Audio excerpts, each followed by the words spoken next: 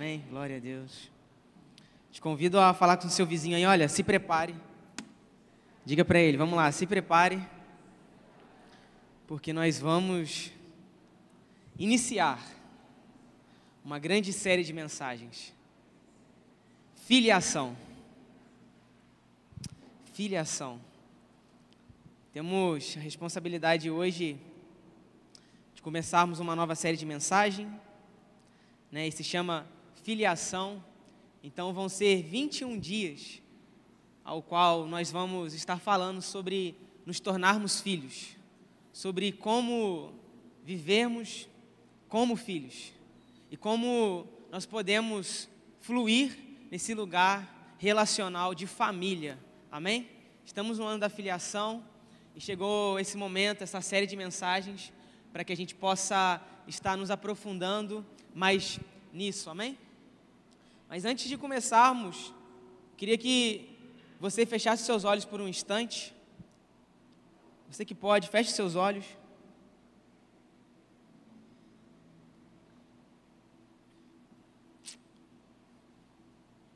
Te convido a perceber a presença que está aqui nesse lugar.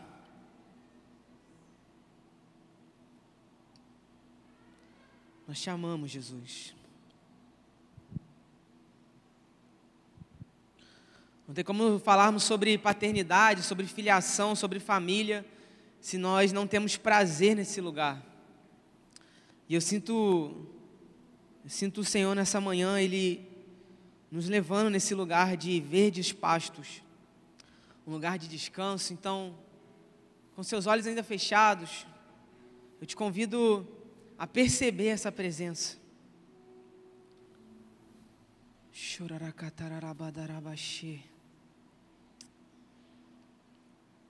Jesus, nós te damos liberdade.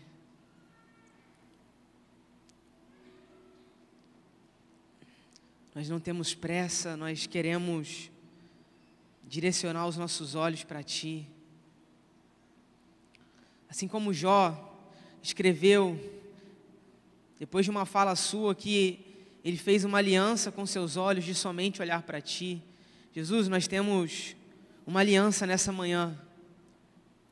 Se ainda não há essa aliança, eu quero fazer junto com os meus amigos, os meus irmãos, as minhas irmãs.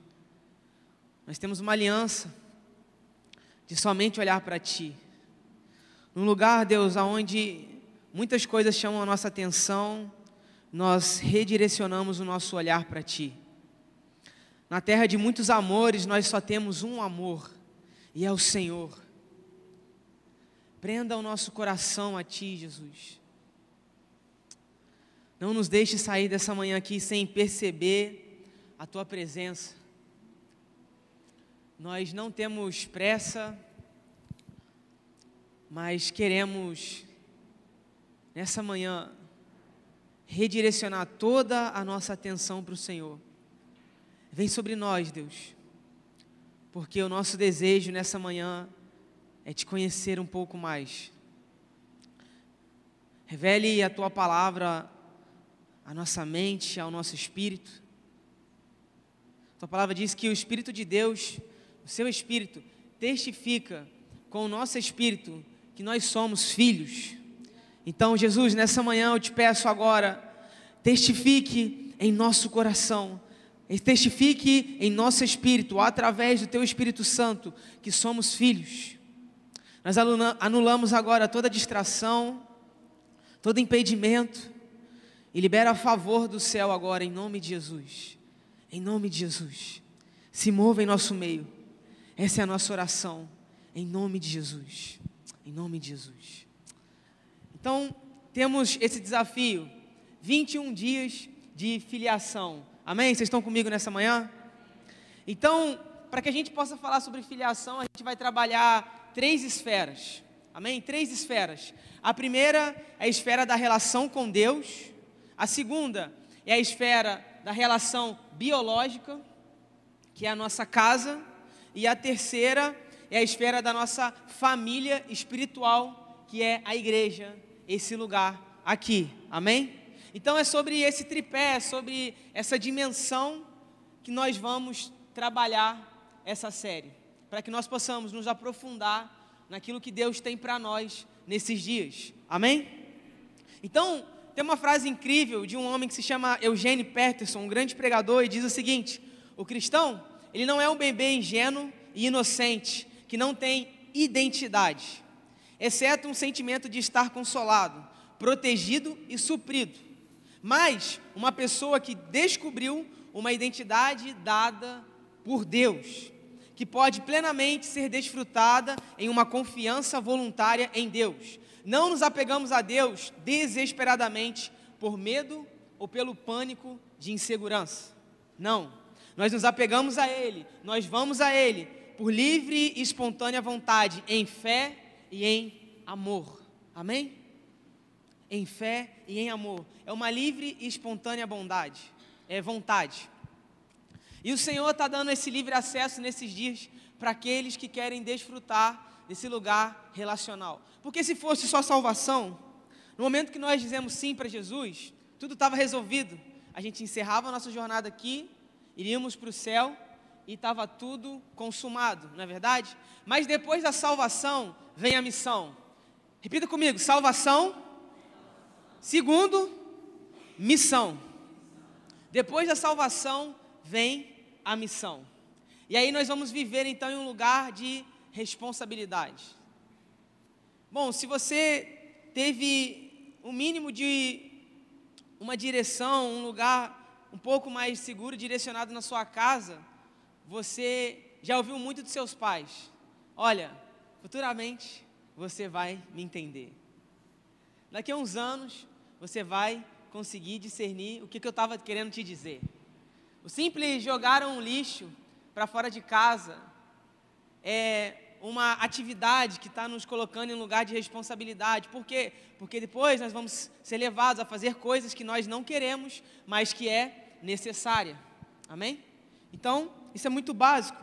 Mas a gente precisa falar sobre isso porque a gente vive em um meio onde muitos cristãos pensam que eu encontrei a Ele e aí eu não preciso mais, entrar em um lugar onde eu preciso descobri-lo cada vez mais. Não, o apóstolo Paulo fala assim: olha, assim como vocês receberam Jesus, permaneçam também nele. O permanecer está dizendo assim: olha, se desenvolvam nele, conheçam a Ele, expandam o nome dEle, por onde vocês forem.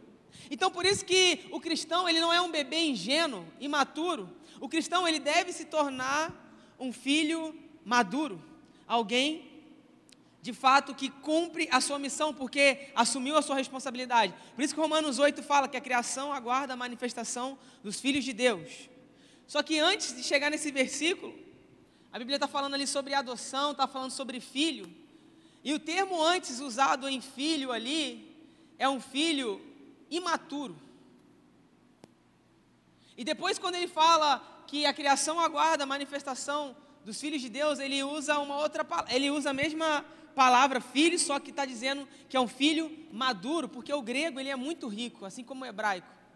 Então está falando assim: em primeiro momento, quando você conhece, quando você chega na comunidade, você é alguém que está nascendo, e você está desenvolvendo. Mas quando eu vou te expor para o mundo, você precisa estar maduro. E é por isso que, às vezes, muitas coisas que nós estamos querendo fazer, ou oportunidades que nós estamos querendo assumir, não acontecem porque nos falta acessar o lugar da maturidade. Por quê? Porque Deus só tem responsabilidade com aqueles que se comprometem no lugar da maturidade. Então a criação aguarda, há uma santa expectativa do mundo, em não de conhecer pessoas que se entregaram somente para Jesus, não, pessoas que vivem sobre a missão de Jesus. Amém?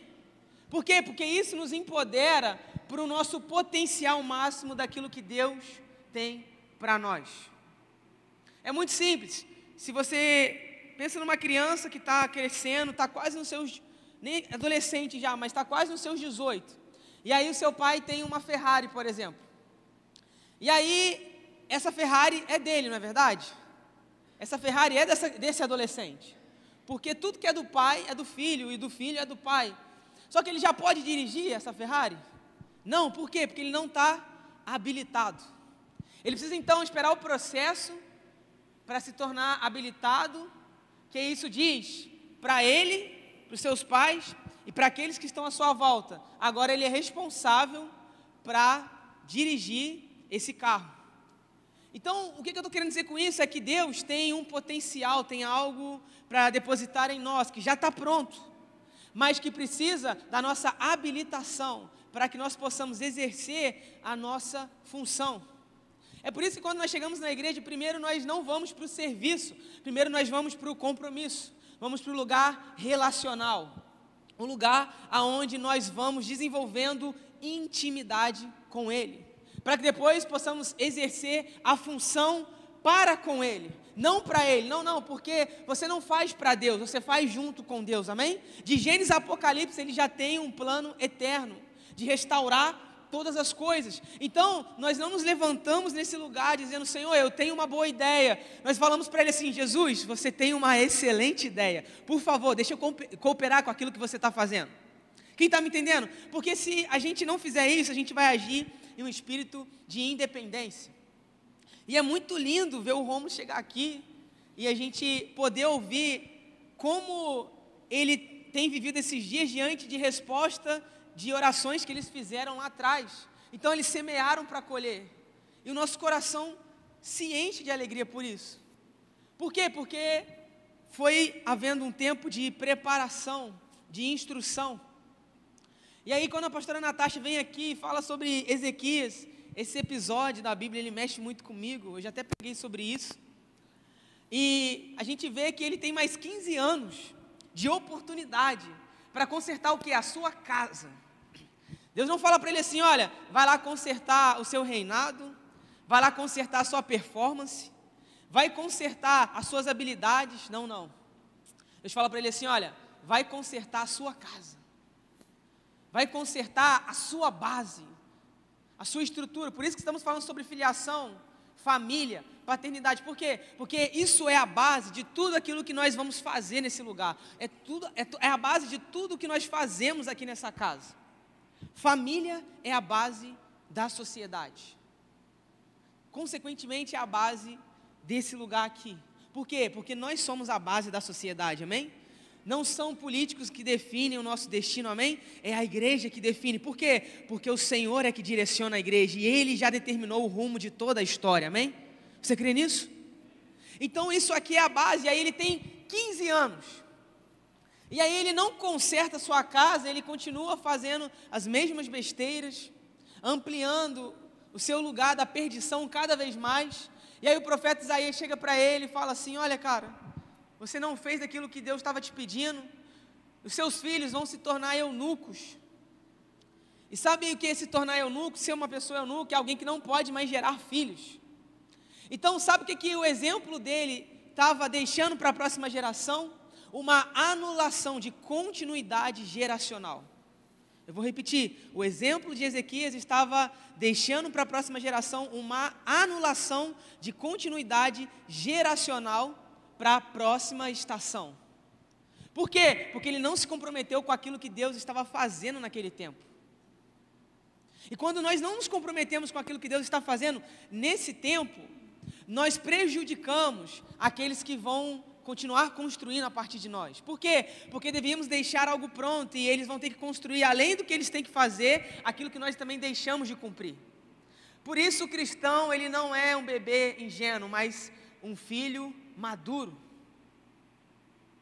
Um filho maduro. Então, a questão da filiação, ela vai repousar na verdadeira identidade. Nós vamos então falar sobre identidade. Por quê? Porque quando nós sabemos quem somos, nós sabemos aquilo que temos, aquilo que está dentro de nós e aquilo que nos direciona para agir na nossa vida. Então, esse assunto ele não será resolvido em nossa vida até que entendamos 3 pontos. Primeiro, a orfandade nasceu no coração de Lúcifer. Para falar sobre filiação, paternidade e família, precisamos falar sobre orfandade. E como a orfandade ela entra na história da humanidade? Ela entra na dimensão espiritual, para depois entrar na humanidade. Com Lúcifer, quando ele se rebela contra Deus no céu. E eu vou tocar nisso mais no final, porque tem algo muito interessante nisso aqui, mas a gente vai aguardar um pouquinho. Então, primeiro ponto é que a orfandade nasceu no coração dele. Então, tudo aquilo que não flui de um lugar de paternidade, está fluindo de um lugar de orfandade. Então, quando nós não estamos inseridos nesse ambiente, nós não estamos sendo direcionados por esse ambiente. Então, o que está direcionando a nossa vida? A orfandade, que vem de encontro a nós. E isso, nós já nascemos na orfandade. Por quê? Porque quando Adão e Eva falham, o que a Bíblia diz? Que o pecado, ele entra em toda a humanidade. Então, nós já temos algo dentro de nós que nos direciona para longe da relação com o Pai. Então, por isso que nós devemos ir para o lugar, então, da restauração. E aí, o segundo ponto é a orfandade, é fruto do pecado original. Porque começa com dois seres humanos e se estende a toda a humanidade, por conta da desobediência. E qual é o fruto da desobediência? A manipulação. O fruto da desobediência, da mentira, na verdade, é a manipulação. Porque Satanás está mentindo para eles, e aí está manipulando eles. Aí não manipula só naquele momento, mas ele manipula todos os seus passos depois daquele momento.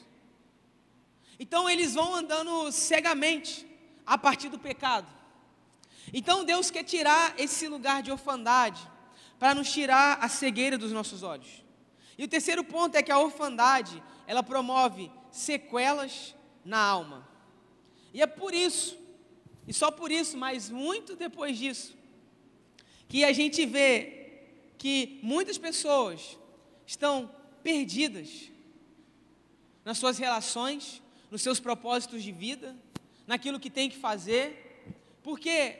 Porque estão preocupadas somente em fazer, em mudar a realidade atual, em mudar o destino dos seus passos, mas primeiro não muda aquilo que está dentro de si. Porque se a gente não repara aquilo que está dentro do nosso coração, a gente não vai reparar aquilo que está fora e nos envolve em nossa vida. Porque o problema é de dentro para fora. Por isso que o apóstolo Paulo fala assim em 1 Coríntios: nós não prestamos atenção nas coisas que se veem, mas sim nas que não se veem. Porque o que pode ser visto é transitório e passageiro, mas o que não se vê é eterno e real. O que não se vê é eterno e real. Por isso que a gente precisa olhar para esse lugar de orfandade. Então, a grande arma cruel do inimigo é a orfandade, ou seja, uma percepção e sentimento de não inclusão e pertencimento derivado de uma mentalidade pessoal e distorcida. Fabiano Ribeiro e Leila Paz, eles falam sobre isso. Então, a grande arma de Satanás é essa, a orfandade. Por quê? Porque a orfandade nos tira da nossa missão enquanto filhos maduros de Deus, nesse lugar, nessa terra. E como que a orfandade se manifesta? Não pertencendo a um lugar. Se você vê problema na família, por quê? Porque você se sente não pertencente àquele lugar.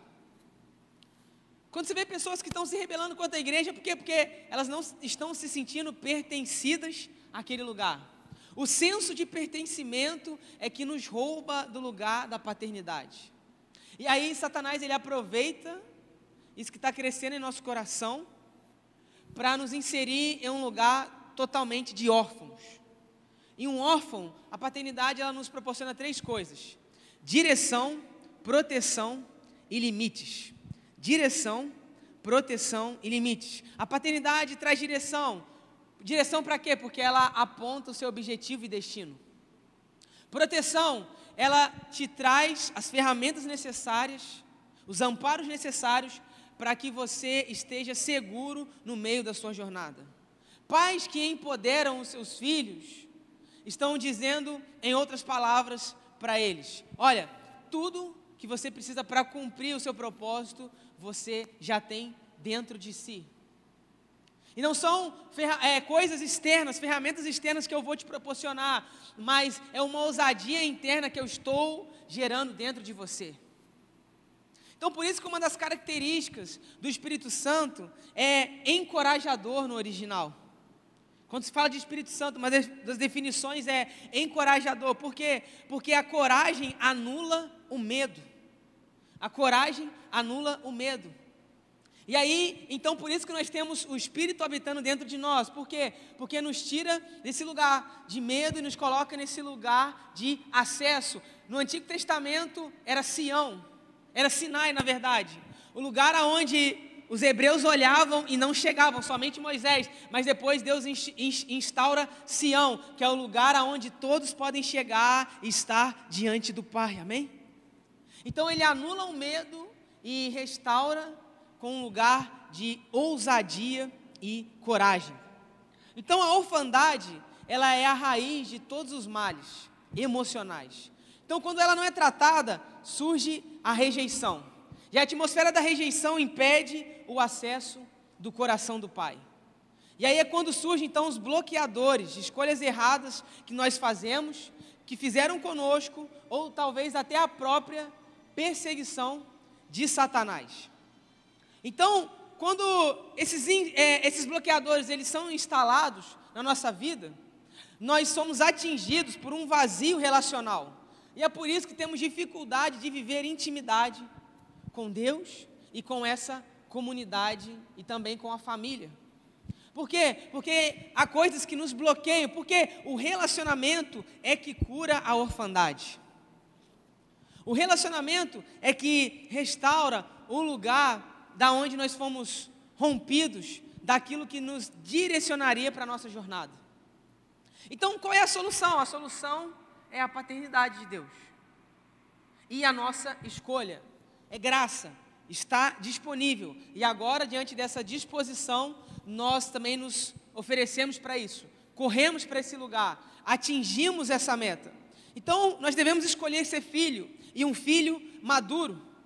Então, um dos maiores impedidores para que também nós possamos acessar esse lugar de filiação é quando nós não conseguimos ver Deus como Pai. Deus como aquele que nos provê. Deus como aquele que tem tudo à nossa disposição a nos dar. E aí geralmente transferimos a imagem que temos do nosso Pai terreno para Deus. E aí é por isso que muitas das vezes temos dificuldades também. Eu estou aqui tentando preparar um pouco do terreno.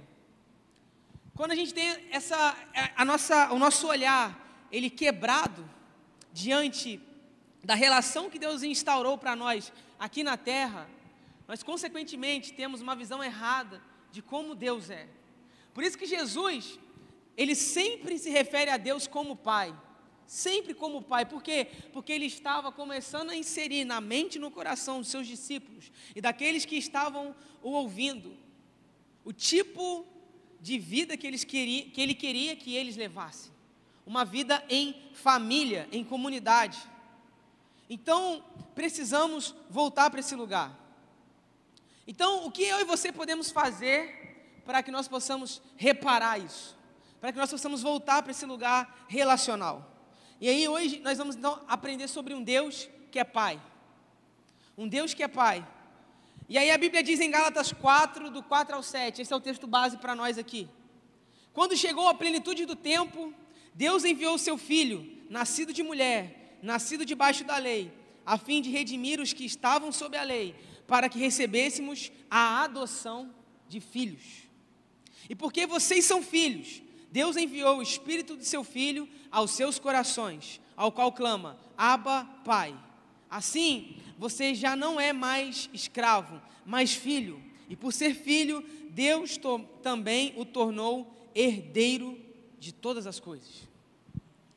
Então ele fala sobre adoção porque nós agora somos filhos.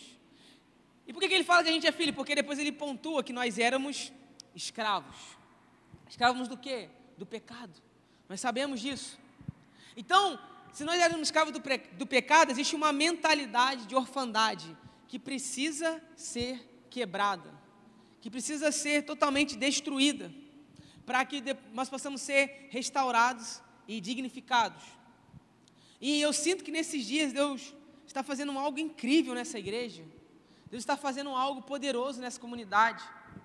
E a gente tem percebido como Deus tem se movido aqui. E aí eu vejo o espírito da profecia, ele pairando sobre esse lugar. E a profecia, ela são os olhos de Deus aqui na terra. é aquilo que Deus faz no céu e nos deixa replicar aqui na terra. Se a gente vê os profetas no Antigo Testamento, eles levantavam reis para aquele tempo. E o espírito da profecia, ele está pairando em nosso meio, por quê? Porque ele está levantando realezas aqui nessa igreja, amém? Você crê nisso? Deus está levantando pessoas empoderadas com uma mentalidade de um filho, não somente de um filho maduro, mas de um filho de um rei, e entende tudo aquilo que está em sua disposição. Por isso que ele fala que se torna herdeiro, porque a nossa herança é o reino dos céus. Assim como os profetas no Antigo Testamento levantavam reis, nesses dias o espírito da profecia sonda a nossa igreja, está levantando realezas para esse tempo, amém?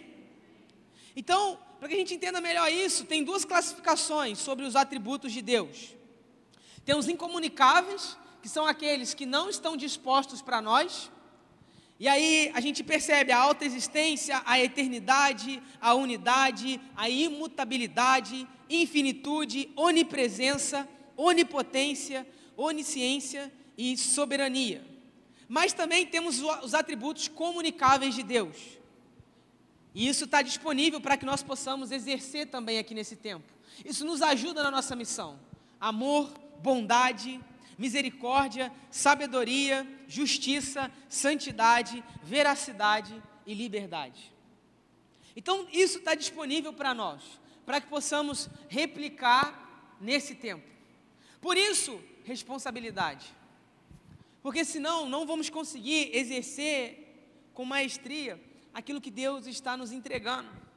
Porque é muito pouco, gente, a gente só se conformar com uma vida de agenda comunitária aqui nesse lugar. É muito pouco. É muito pouco a gente só viver de culto a culto, de programação a programação.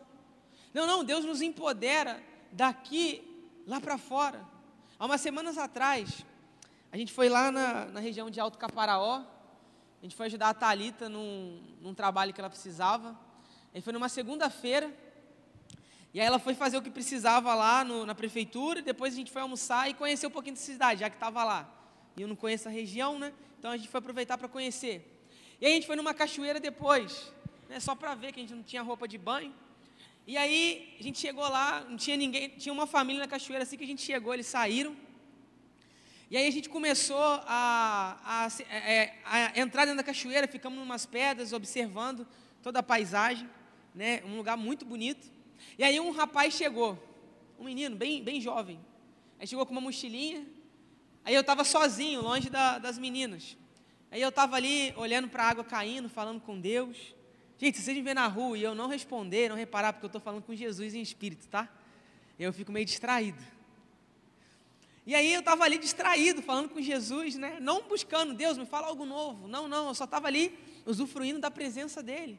Porque quando a gente entende esse lugar de relacionamento, a gente usufrui da presença que está disponível em todo o tempo. Nós não precisamos de um culto, embora nós amamos o culto, amém? Nós só precisamos de uma consciência da presença. E aí ele chega, e aí eu sou bem gesticulado assim, sabe? E aí cara, beleza? E aí, beleza, tudo bem?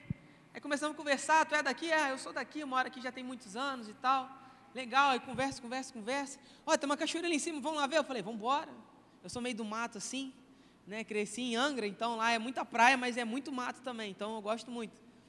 E aí, a gente foi entrando, aí a gente foi no outro lugar da cachoeira, e a gente conversando, se conhecendo, mas aí a gente desceu, aí a hora deu, aí eu fui me despedir dele, eu não tinha perguntado o nome dele ainda, eu falei, cara, e aí, qual que é o seu nome?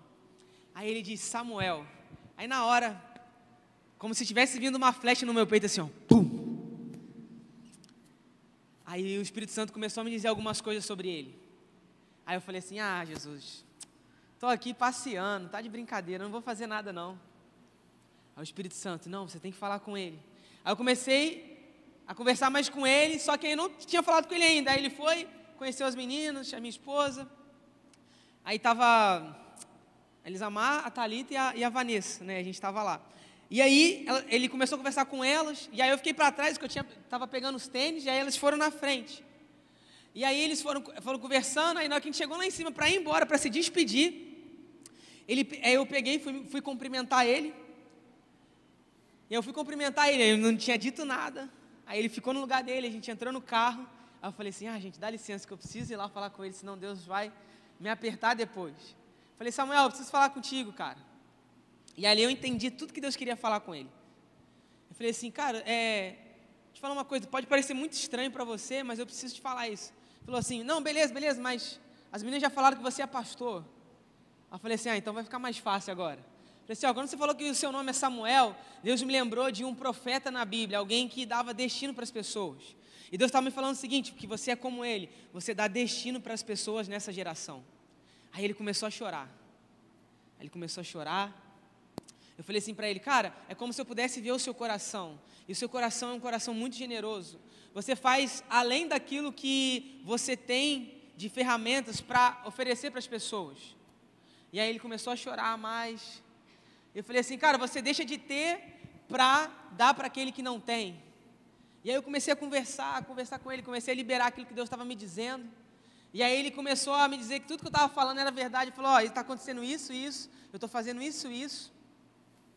E realmente é tudo isso que está acontecendo comigo. Como que você sabe? Eu falei, é o Espírito que está dentro de mim e também quer estar dentro de você. E aí naquele momento ele foi alcançado por Jesus. E a gente não tinha se preparado para estar num grande culto. A gente não tinha se preparado para alguma coisa, não. Eu só estava em um lugar de usufruir da presença. E é disso que nós precisamos, por quê? Porque a relação saudável nos empodera para um serviço exponencial que vai transformar todos aqueles que vierem ao nosso encontro, amém? Você crê nisso? Todos aqueles que vão chegar ao nosso encontro serão transformados. Por quê? Porque existe um Espírito que está nos transformando dia após dia. Então precisamos entender isso, um Deus Pai, porque é um Deus que se disponibiliza para nós, para que possamos ter prazer no lugar aonde nós estamos junto com Ele. Então, quando nós percebemos isso, nós olhamos para os atributos incomunicáveis, olhamos para os atributos comunicáveis, é isso que pode se manifestar através da nossa vida, e ali eu senti muito amor por Ele. Foi uma das coisas que eu disse aqui, que Deus é um Deus de amor, e isso se estende através de nós. Quando o amor se estende através de nós, percebemos alguma coisa, ou quando vemos essas movimentações de Deus, que não dá para definir Deus com todas as palavras que nós conhecemos. Não fica exaustivo nós tentarmos conhecer a Deus e definir como é Deus. E percebemos que nenhuma mente alcançaria tudo isso. Então precisamos perceber que no lugar da paternidade existe uma infinidade de coisas que nós podemos descobrir através do lugar da relação. E a gente vê que o autor de Hebreus, ele reafirma Jesus como a expressão perfeita de Deus. Jesus como a expressão perfeita de Deus. Uma vez na faculdade de teologia, lá em São Paulo, e aí lá a gente estuda muito, são muitas técnicas e tal. Ele estava numa aula bem teológica assim, um professor, um cara luterano que se formou na Alemanha, muito inteligente. Aí a gente estava falando sobre a pessoa de Jesus, o Jesus homem. Eu falei assim para ele, professor, por que a gente não tem mais relatos da história de Jesus, da sua vida, nesses 30 e poucos anos? Eu queria uma resposta bem teológica, sabe? Esperei uma resposta bem teológica. E aí ele olhou para mim, a sala toda ficou quieta. Ele disse o seguinte, porque tudo que está escrito sobre ele, é tudo que precisamos para entender algo. Jesus não é somente um exemplo a ser observado, mas alguém a ser vivido. Aí só faltou ele fazer o apelo naquele momento. E eu falei assim, cara, isso foi extraordinário para mim. Por quê? Porque a gente quer olhar Jesus como um objeto a ser estudado, mas na verdade Jesus é alguém para ser conhecido e expandido através da nossa vida. Então, precisamos aprender então que quando nós restauramos esse lugar relacional e começamos a perceber um Deus como Pai, porque percebemos que Jesus age como um filho, se somos irmãos de Jesus, também temos um Pai assim como Ele tem. Entendemos que Deus, Ele é bom, Ele tem o seu plano de redenção, que é para fazer com que você volte ao convívio com o Pai. Então, quando nós aprendemos isso, percebemos que nós não devemos ouvir a voz da orfandade, trazida pelo mundo, pela carne, pelo diabo. E percebemos então que a intimidade marca filhos, A intimidade é uma marca essencial de um filho. Se você vê uma família onde o filho, ele diz assim, olha, eu não quero relação com a minha família, eu não quero relação com os meus pais, por conta disso, você vê que não tem intimidade. Isso externa aquilo que acontece internamente. Então a maneira com que agimos nesses dias vai externar aquilo que nós temos dentro de nós, que diz respeito à nossa intimidade, à nossa relação com o nosso Pai. Então Deus, Ele não quer nos promover nesses dias em primeiro lugar, não, Ele quer promover a relação dentro de nós, para que depois possamos ser expandidos, através daquilo que Ele está depositando dentro de mim e de você, amém? Primeiro a relação, para que depois haja o serviço. E precisamos entender então que o perdão é sempre completo. A graça não é completamente compreendida por nós, mas ela deve ser totalmente experimentada. Então o acesso à paternidade, ele tem que ser intencional. Porque o Espírito Santo nos capacita a sermos filhos como um estilo de vida. Ser filho é um estilo de vida. Eu quero ter mais efetividade no meu serviço. Se torne filho. Eu quero ser mais usado por Deus. Entenda o lugar da relação e seja filho. Eu quero que Deus me use como um porta-voz nessa geração. Entenda o seu lugar como filho. Eu quero que as coisas na minha casa possam ser restauradas. Entenda o seu lugar como filho. Sabe por quê? Porque filho, gente, isso aqui é muito poderoso. Pega isso aqui em nome de Jesus. Filho não envolve performance nesses dias. A gente é uma geração de performance, não é verdade? Aonde a gente tem que se superar dia após dia, e isso cansa. Isso cansa, dá trabalho, a gente se fadiga. Só que a graça está disponível para que nos tornemos filhos. E não em primeiro lugar servos, mas sim filhos. Depois o serviço. E como você se torna filho? Tendo alguém que te gerou. Você tem contribuição nisso? Você tem efetividade em se tornar filho? Não. Por isso que Deus, Ele tem essa urgência nesses dias, de entendermos quem nós somos nele, filhos. Por quê? Porque filho não nos coloca em uma atmosfera de performance, e de nos superarmos dia após dia, mas de simplesmente nos tornarmos quem nós devemos ser. Porque na terra das aparências, Deus ainda escolhe aqueles que têm um genuíno coração. E o genuíno coração parte de um lugar de filiação, aonde eu entendo quem eu sou. Por isso que Deus não vem a nós por aquilo que nós podemos fazer, mas por aquilo que Ele tem a nos oferecer e quem nós podemos nos tornar nele.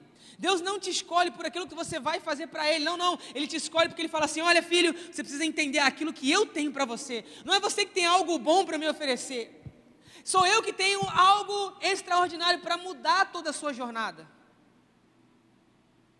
Por isso a necessidade de filho, porque hoje a gente vive a cultura de seleção. Eu só quero aqueles que têm efetividade com as suas mãos, mas Deus está falando assim, eu só quero aqueles que têm um genuíno coração. Você está entendendo isso nessa manhã? Deus não precisa do nosso trabalho, embora depois Ele conte com Ele. Por quê? Porque nós vamos assumindo cada vez mais maturidade, mas parte de um lugar saudável, onde eu entendo quem eu sou, eu tenho uma verdadeira identidade. Então a orfandade, ela é uma mentalidade. Quando nós não entendemos esse lugar de filiação, nós construímos a nossa vida em qualquer outra coisa, menos em um terreno saudável.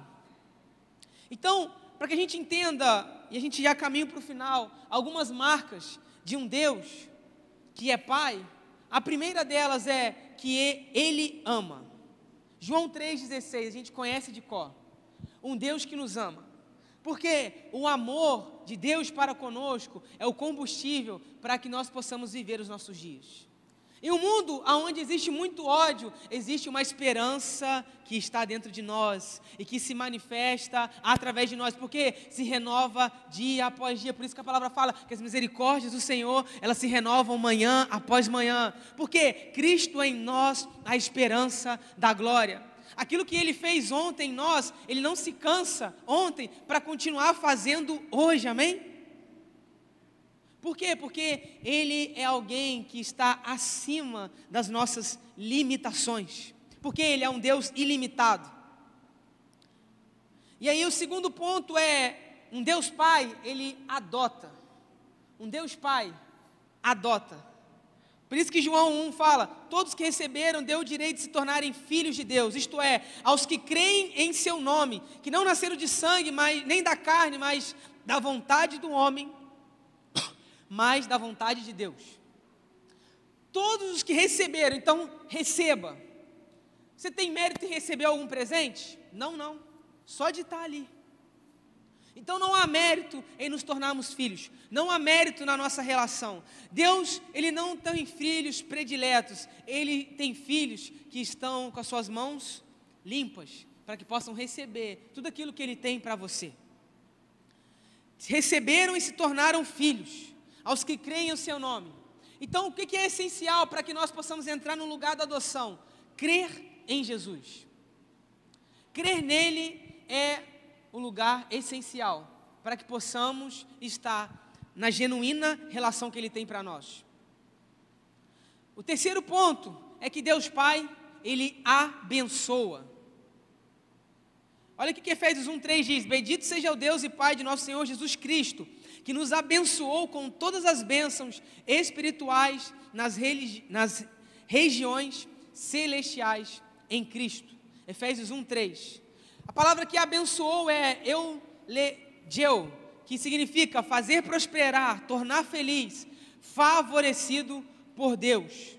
O Pai olha para seus filhos porque Ele vê Jesus em nós. Ontem nós estávamos diante da ira de Deus.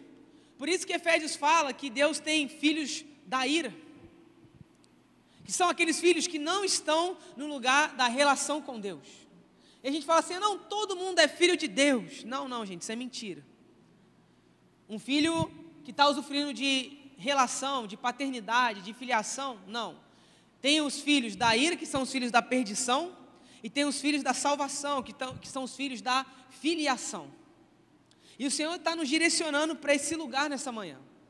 Um lugar onde nós estamos unidos com Ele, porque Cristo em nós impede com que a ira de Deus para com o pecado, ela passe por nós, ela bate, mas ela vai para outro lugar. Por quê?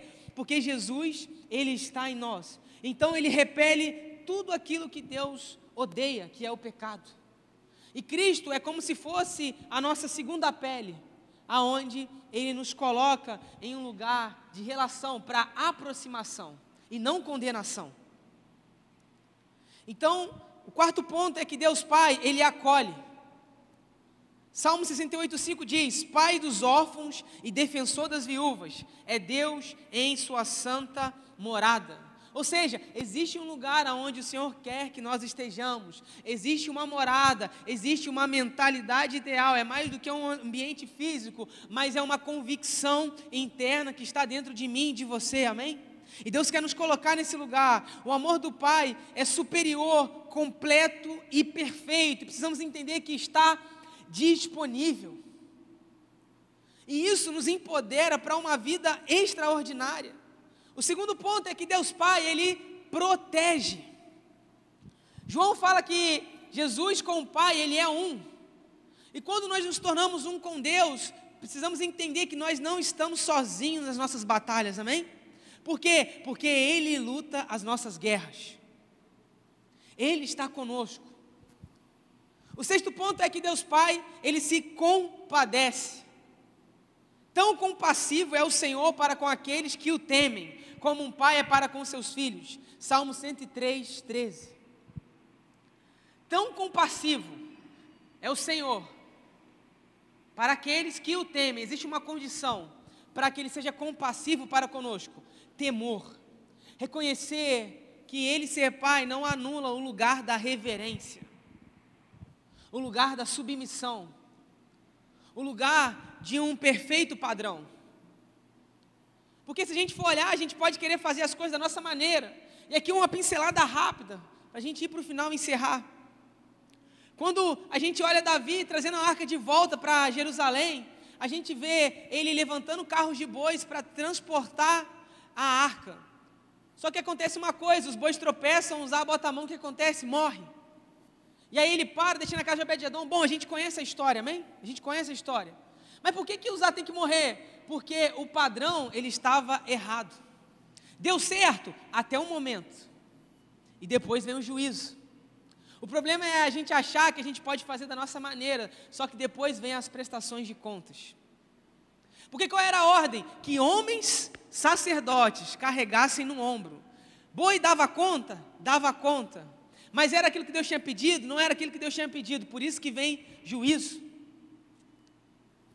E aí a gente pode olhar Deus como um pai, então Ele é um pai bonzinho, bonitinho, ai que fofinho, a gente pode tudo. Não, a gente precisa de temor. Porque a gente precisa de uma santa reverência. Porque isso nos empodera para aquilo que Deus tem para nós. E o outro ponto é que Ele valoriza. E uma das definições de valor é preço elevado. E nós sabemos o preço que foi pago, Cristo na cruz. Para que tenhamos acesso à cruz também. Para que carregamos a nossa cruz, responsabilidade. E é por isso que ela está vazia, para que a minha vida e a sua vida não estejam. E o outro é que Ele encoraja. Por isso o Espírito Santo é o nosso encorajador. Então é a capacidade do Pai disponibilizar tudo o que precisamos para a nossa jornada. E o outro ponto é que Deus Pai consola. Satanás sabe que se nosso espírito alguma vez der conta de tudo que Deus tem, nós nos tornaremos uma arma em suas mãos e teremos autoridade para nos opormos ao mal com grande força. Então sabe o que Satanás treme? Ele não treme diante de nós, ele não treme o tanto de Bíblia que nós sabemos, porque ele sabe, a gente vê ele confrontando ele aqui em Mateus 4 e Lucas 4, com a própria palavra de Jesus. Ele não treme o tanto que nós anunciamos a mensagem, não, ele treme o tanto que nós nos posicionamos nesses dias, porque o posicionamento nos empodera para uma vida extraordinária. Então, Deus Pai é guia, Ele nos direciona. Quando entendemos quem somos, nós entendemos para onde nós vamos. Não adianta querermos saber para onde devemos ir, se nós não sabemos de onde nós viemos. Por quê? Porque saber de onde nós viemos fala da nossa origem. E saber para onde nós vamos fala do nosso destino. E a nossa origem que tem todas as ferramentas necessárias para que possamos cumprir o nosso propósito. Por isso que Deus no começo institui o Éden, porque era um lugar de intimidade. Por isso que em Apocalipse Ele quer restaurar o Éden com a nova Jerusalém, um novo céu e nova terra. Por quê? Porque lá vai ser restaurado o lugar da intimidade. E aí, para fechar, e agora eu prometo que eu fecho, é que quando a gente vê Jesus, Ele sendo confrontado por Satanás no deserto, antes de acontecer isso, em Mateus 3, nos últimos versículos ali, os 2 últimos versículos, ele vai ser batizado por João Batista, o céu se abre, e o que uma voz do céu declara? O próprio Deus, o seu Pai falando, esse é meu Filho amado, em quem eu tenho muito prazer. Esse é meu Filho amado. E o que a gente vê? Que a declaração de Deus em se agradar do seu Filho não acontece diante de uma performance. Eu sinto isso muito forte no meu espírito nessa manhã. Deus está anulando todo espírito de performance nesse lugar, amém? A gente não tem valor diante daquilo que fazemos, mas de quem nós somos, amém? De quem nós somos. E aí o céu se abre, ele fala assim, olha, esse é meu Filho amado, em quem eu tenho prazer. E depois a Bíblia fala que Jesus, impelido pelo Espírito, ele é levado para o deserto. E aí ele é confrontado, e Satanás fala assim, olha, se você é filho de Deus, no primeiro ponto, se você é filho de Deus, no segundo ponto, e depois ele dá mais um terceiro confronto, olha, se você prostrado me adorar, eu vou te dar tudo. Então o que Satanás estava querendo? Roubar ele do lugar da paternidade. Ele testa ele justamente naquilo que foi declarado para ele anteriormente. Sabe por quê? Porque sempre quando um propósito se estabelece, propostas se levantam também do lado para que nós possamos ser roubados do nosso destino. Quem está me entendendo nessa manhã? Sempre. Sempre. Por isso, convicção na nossa relação. Ele estava convicto daquilo que foi declarado sobre ele. Satanás tenta Jesus na sua filiação. E ele fala assim, em outras palavras, já que você é o queridinho do papai, peça tudo para ele, porque ele vai te dar, cara. Já que você é o filhinho dele, peça tudo para ele. Mas deixa eu te falar uma coisa, Deus não levanta filhos mimados, Deus levanta filhos responsáveis, que sabem quem são. Satanás, isso aqui é extraordinário, e aqui eu termino. Ele tenta Jesus por último, não o chamando de filho. Primeiro é se tu és filho de Deus. Segundo, depois lê em casa, se tu és filho de Deus. Ele fala assim depois no terceiro, se você me adorar. Gente, tudo comunica. Satanás, na última tentativa, ele não chama Jesus de filho, mas busca manipular Jesus justamente naquilo que ele falhou lá atrás. Porque a gente vê em Ezequiel, por exemplo, Deus expulsando Satanás. Tem um relato que ele está caindo do céu. Por quê? Porque ele queria o trono. E o trono, a gente vê em Apocalipse que o trono está governado por quem? Por Deus. E o que acontece nesse lugar do trono? Adoração para Deus. E aí Ezequiel fala que ele queria instituir um trono acima de Deus. Por quê? Porque ele queria adoração. Ele não queria só o lugar de Deus, ele queria receber aquilo que Deus recebia. E cara, olha como é que Satanás, ele é sujo e ousado. Ele vai no próprio Filho de Deus para que ele pudesse receber aquilo que ele não recebeu há anos atrás. Você percebe o quanto a orfandade, ela tem o intuito de nos roubar de tudo que temos nessa vida, que é o nosso propósito? Sabe o que adoração significa? Adoração significa submissão. Submissão, ou seja, está sob uma missão. Ele estava trocando a missão de Jesus naquele momento, ou pelo menos ele estava tentando trocar. Então ele queria o lugar de Deus. Satanás queria adoração. Satanás estava querendo que Jesus falhasse, justamente naquilo que ele também falhou. Satanás não queria só adoração, mas ele queria tirar o filho do lugar da submissão. Quando ele fala assim, prostrado, me adorares, sabe o que a palavra prostrado significa? Falhar. Sabe o que ele estava dizendo para Jesus? Olha, eu quero que você falhe assim também como eu falhei. A gente vai te falar uma coisa, nós não vamos nos render às tentações que Satanás está nos oferecendo nesses dias, amém? E aí ele fala assim, se prostrado me adorares. A palavra aqui é beijar. Porque o beijo na cultura judaica simbolizava intimidade. Simbolizava proximidade. Ele estava falando assim, olha, se você falhar, você vai ter proximidade comigo. Só que Jesus, ele combate ele também com a própria palavra, e ele fala, olha, eu não vou falhar assim como você falhou, eu vou cumprir a minha missão. Eu sinto Deus nos empoderando aqui nessa manhã, para que possamos cumprir a nossa missão, porque sempre quando o céu traz novas revelações da nossa identidade, o inimigo oferecerá novas mentiras de quem nós não somos. Então, o fim de Satanás é nos tirar da nossa identidade, porque assim ele nos tira do nosso propósito. Mas Deus está levantando um povo nessa manhã que entende quem é nesses dias, amém? Então se coloque de pé no seu lugar em nome de Jesus.